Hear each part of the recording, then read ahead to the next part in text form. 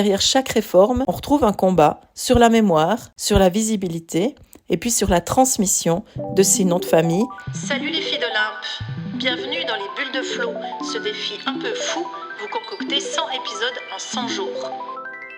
Chaque bulle sera une respiration, une histoire ou un défi pour éclairer autrement nos différences, nos ressemblances et nos fameux possibles. Je suis Florence Hugui, facilitatrice des impossibles, et je vous emmène avec moi dans mes bulles d'expériences, d'anecdotes, de dialogue avec vous aussi, bien sûr. Allez, on respire et on s'envole.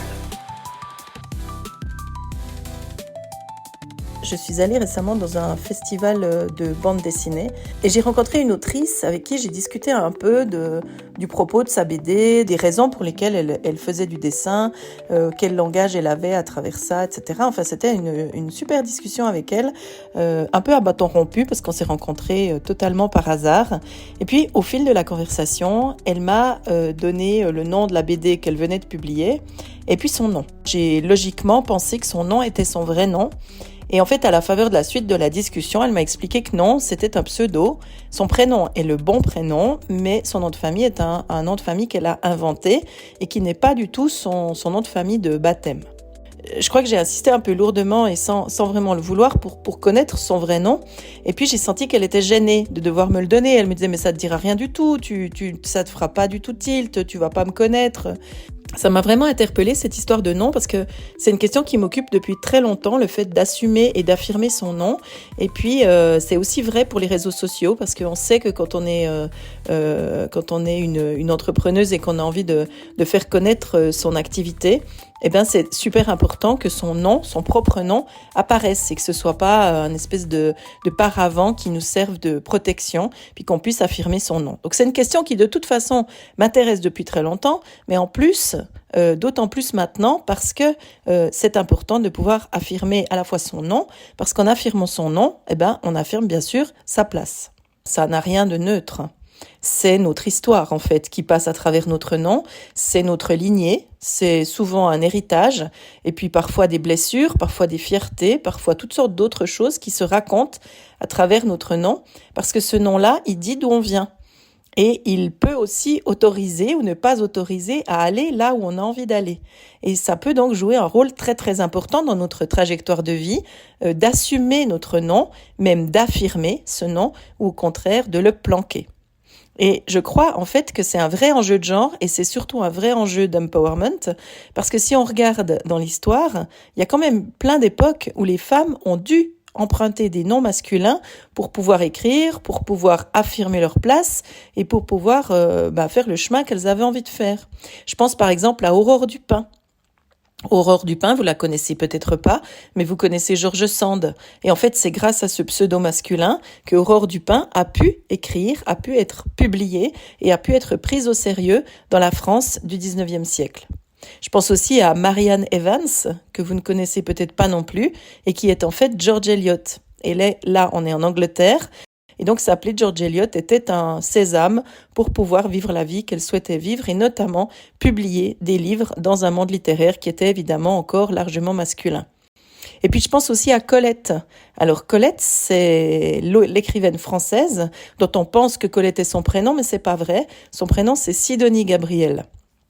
Colette, c'était son nom de famille, mais ses premiers romans, la série des Claudines, vous avez peut-être lu ça quand vous étiez ado, ils sont publiés sous le nom de son mari. Son mari s'appelait Willy, et c'est ainsi que les livres sont signés, alors qu'en fait, Willy s'est avéré être un usurpateur, parce que c'est bien Colette, c'est bien Sidonie Gabrielle Colette, qui écrivait les livres et qui ne récupérera en fait son nom d'autrice qu'après leur séparation.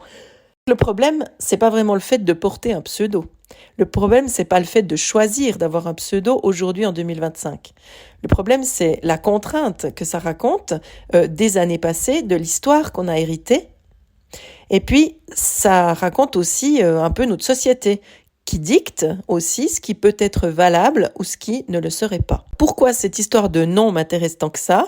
Parce que l'histoire du nom, dans notre pays, en Suisse, elle est particulièrement complexe. En Suisse, pendant très longtemps, les mariages étaient destiné à ne donner qu'un seul nom à toute la famille, et ce nom était le nom du père sans aucune possibilité de varier.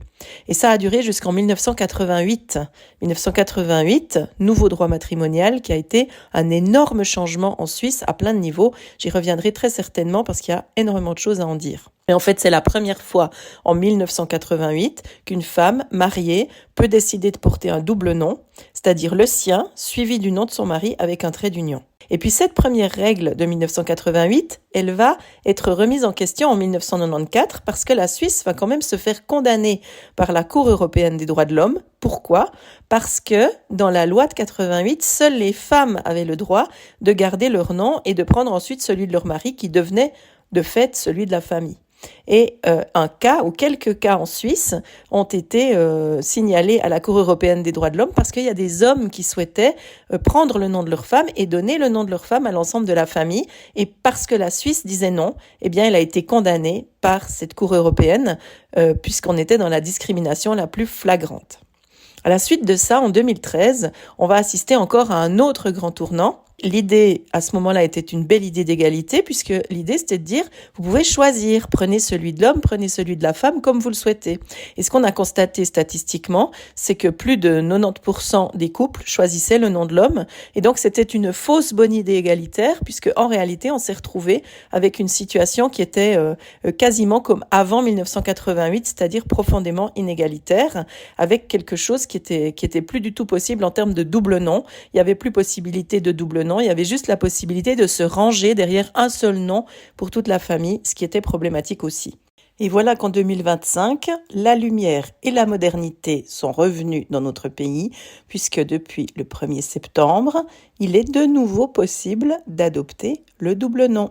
Le Parlement a dit oui il y a quelques mois et c'est désormais entré en vigueur. Et tout ça nous montre une chose, c'est que les noms sont éminemment politiques. Et que derrière chaque réforme, on retrouve un combat sur la mémoire, sur la visibilité et puis sur la transmission de ces noms de famille à nos descendants et nos descendantes. Ce qu'on a constaté, c'est qu'en 2019, malgré la réforme, la majorité des femmes continuaient à prendre le nom de leur mari.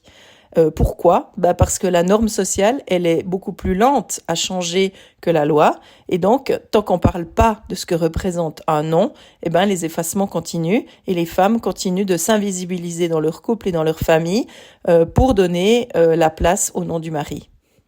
Je vais vous proposer un mini rituel en 3 étapes. Première étape, l'origine. D'où vient votre nom de famille et qui vous l'a transmis ? Deuxième étape, le pouvoir.